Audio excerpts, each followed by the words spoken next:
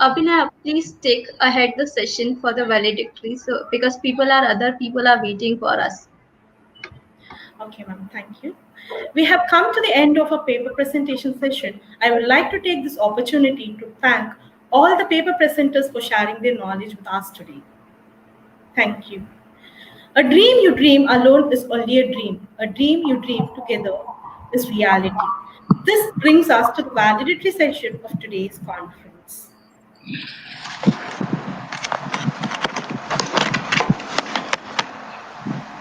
It gives me an immense pleasure to invite Dr. Kalpana Gopalan IAS, Additional Chief Secretary at Youth and Sports Department, Government of Karnataka. She is one among many national and international university panelists.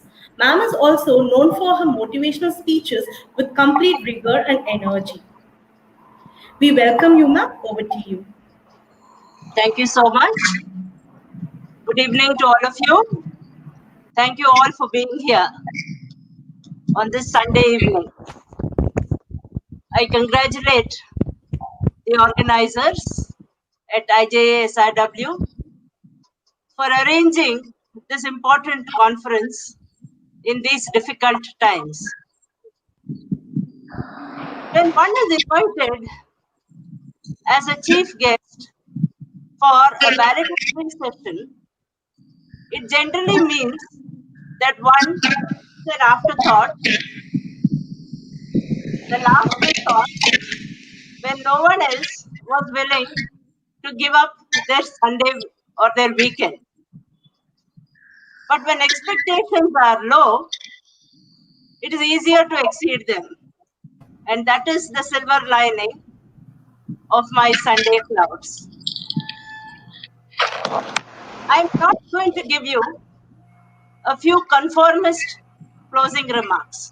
I will instead try, albeit briefly, to give meaning to this weekend that all of you willingly sacrificed for participating, presenting, and listening in this conference. I will address just one question. Are theory and practice completely dichotomous, or can there be a resolution between the two? The theory practice debate has always engaged me, as I am a practicing administrator who also moonlights as an academic. When Immanuel Kant wrote, that may be correct in theory, but it is of no use in practice, he unleashed a debate that has reigned for 3 centuries. Over the years, the theory-practice debate has become marked in fields like sociology, management, organization theory, and public policy. These areas, these disciplines, involve groups of people who, unlike doctors, engineers, and scientists, do not rely on technical knowledge for their expertise. These people are practitioners, people who can be counted on to do their job, but not necessarily to define it. A number of reasons lie behind the antipathy between theory and practice in the practitioner-based fields. Let me highlight just a few. First, theory cannot capture complexity. Practitioners criticize academics as living in ivory towers, being out of touch with the real world. Second, practitioners are heterogeneous. They come in many levels and flavors. Even if a theory deals with a specific issue, policy, or program, its audience is varied and it cannot cater to all. Third, normative differences complicate any translation between scholarship and action. Theory is concerned with what ought to be and ignores the process and politics of implementation. Fourth, a frequent complaint is that theory does not fit local reality. Third world scholars largely refer to foreign sources of information and guidance, while practitioners take counsel in the local managerial staff and their own experience. Finally, a theoretical education merely produces better theorists, not better actors or managers. To know about leadership does not make one an effective or responsible leader. Rather, skills and sensibilities in applying those skills are needed. Theorists have their complaints too. Academics describe practitioners as too concerned with nuts and bolts, unable to see the big picture. They contend that to expect quick, practical, and useful answers in complex contexts is unrealistic and unfair. Yet, despite the theory-practice dichotomy being so obvious and self-evident, I would still assert the difference between theory and practice in theory is much more than the difference between theory and practice in practice. Now, why do I say this? Today, there is globalization of knowledge and practice.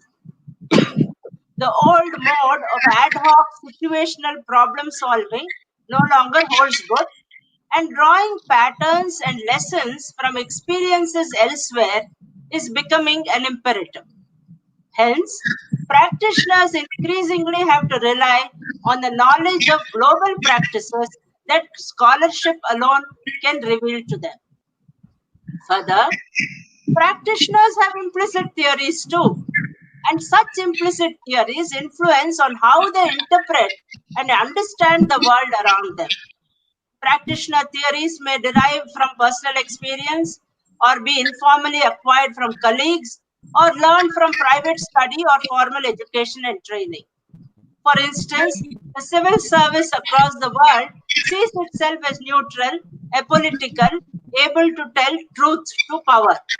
So, a practitioner theory may not be very different from a published theory, but it is tuned to the context by the personal experience of the practitioner.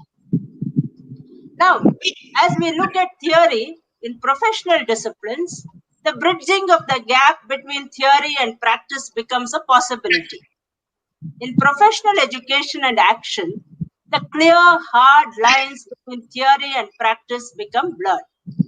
Knowledge from several disciplines is of potential relevance in fields like management and public policy. These disciplines use theories from a range of formal disciplines, appropriating and resituating them according to their own professional contexts. Therefore, as Engelhardt argues, theory and practice are just two halves of a whole. She rejects the idea that theory is irrelevant to day-to-day practice. The assumption that practice does not need theory is tantamount to setting sail in a ship without first possessing knowledge of navigation. Practitioners who assume that practice can be effective without the parameters set by theory find themselves simply reacting to whatever the day brings. We call it firefighting in the civil service. Conversely, assuming that theory does not need practice is comparable to setting a course without the ship itself, confident that the course is right for any ship, regardless of its cargo, crew, or ownership. Without practice, where is the ability to field test? What is there to examine or measure without practice? Theory and practice are thus interdependent. So, it is time for theorists and practitioners to kiss and make up. Practitioners and theorists must realize that they are married to each other and have been for some time. Even if this marriage is not comfortable, it is necessary, and neither divorce nor separation is possible. This provides us an alternative starting point to explore the nature of the theory-practice resolution. Let us, for instance, take the example of the Fabian thinkers Sidney and Beatrice Webb. their classic studies of local government and poor law administration in England combined rigorous research with practical reform. The world is now going their way, and so should we. But for this marriage to work, we need to understand theory in a much wider sense than hitherto. Any interdisciplinary activity embodies a complex network of historical, social, psychological, political, economic, and intellectual factors.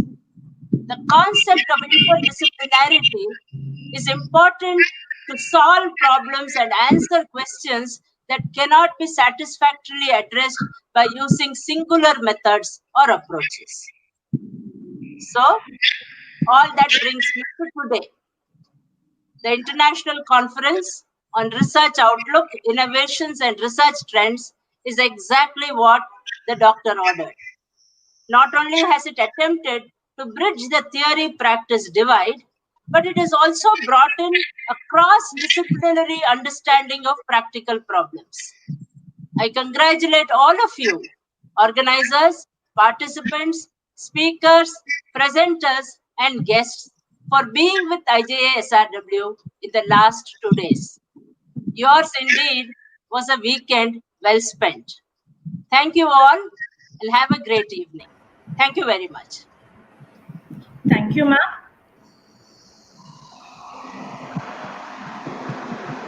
I believe so. Thank you all so much.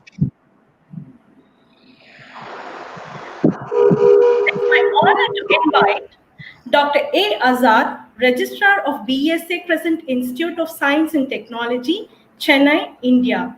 Sir has been the Director of Center of International Affairs, Anna University, Deputy Director for the Center of Research at Center for International Affairs. He has been the Professor at the Department of Manufacturing Engineering in Anna University. Sir has been the backbone for various administrative functions that includes student and staff exchange, awareness programs on studies abroad, special programs for researchers, foreign language programs, technical talks, international conference with partnering university, summer school, hostel.